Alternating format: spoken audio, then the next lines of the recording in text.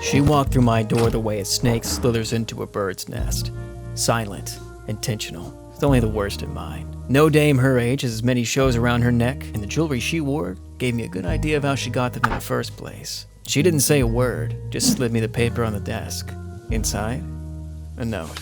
And enough dough to pay off a house in upstate New York. That's a hell of a lot for a private eye. You see, something's murdered the action cartoon, and I intend to find out exactly what was the smoking gun. Here, let me walk you through it.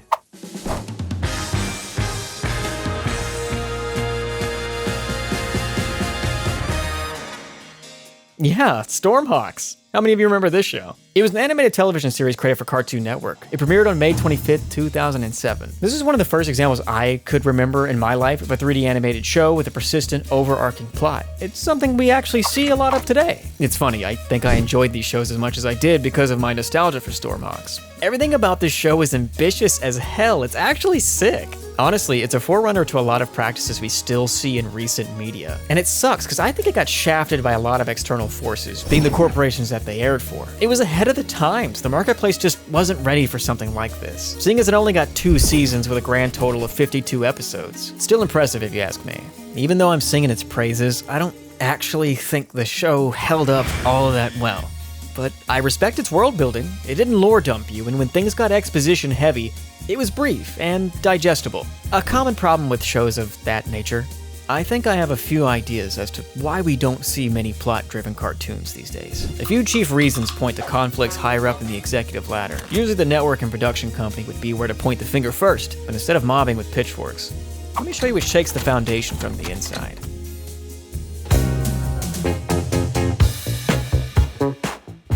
The year of many firsts.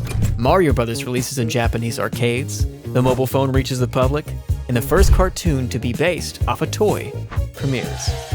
Selling toys was a huge deal for cartoons from the 80s onward, with action shows like He-Man and the Masters of the Universe being created for that sole purpose. With this mutualistic relationship, it was a gift to some and a burden to others. Many corporate syndicated shows back then were a cheap grift to sell you something, yet ironically, we've seen revivals of these shows built on the pure premise of that nostalgia. Regardless of how they were resurrected, they are honest attempts at capturing the sincere story arcs that were set up. Someone behind that writing desk decades ago really cared about what happened to Skeletor, and that shows. If you need examples of shows that exist beyond their merchandise, just look at My Little Pony. Do I have to explain any further? Yeah, even Stormhawks had toy commercials if you look them up, and I always wondered if poor sales contributed to its downfall. It sucked, but it wouldn't be surprising. Speaking of sales though, that brings up the most heinous beast that there is.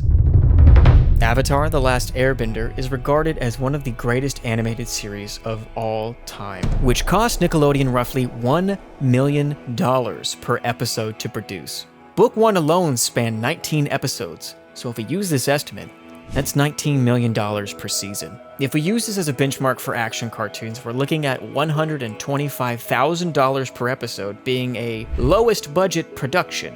With this in mind, let's call an average budget for a show at a nebulous $400,000. That $400,000 budget must be shared by the entire staff working on the project. This would include, but not be limited to, a writing team, character designers, storyboard artists, animators, and voice actors. It's all so much. It's a vastly sexy option to choose a vector-based, puppet-rigged comedy sitcom, because frankly, they just cost less. The budget figures look amazing sitting on some executive spreadsheet in a grayed-out office somewhere. But here in the current cartoon ecosystem, shows like Avatar are novel and exceptions, not a norm, and certainly not a miracle meant to be attempted twice. They're just not prioritized. This may sound like I'm throwing haymakers at Big Mouth, and sure, it's low-hanging fruit, but the supervising team is fabled to have an extremely safe workplace environment. And as of this video, Titmouse filed to join the Animation Guild to bargain for a union contract. This small progress is already more than I can say for most animation studios and their subsidiaries. Can a fella just animate in peace? It's bad enough to have the execs breathing down your neck. The last place that needs to be dog-eat-dog would be the animation industry. You know, a highly collaborative medium. It's stressful, it's expensive, and it takes a very long time to make. So when we do receive a competent action-adventure cartoon these days, it's important to cherish it. They're exceptionally rare, and they should be treated like they are. So, I see your Netflix is Castlevania, and I'll raise you a young Justice.